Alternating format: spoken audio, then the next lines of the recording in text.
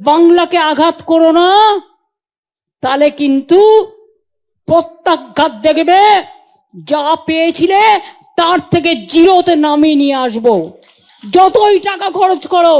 আমি কাউকে আঘাত করে বলছি না, একটা প্রবাদ বলছি। বাবু চলে বাজার তো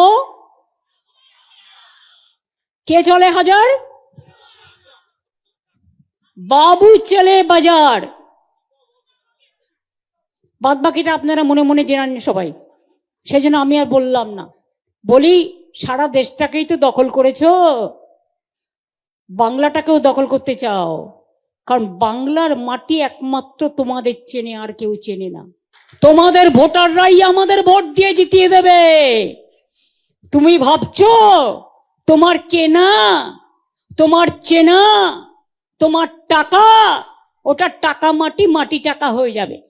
রামকৃষ্ণ পরমহংসদেবের কথায়।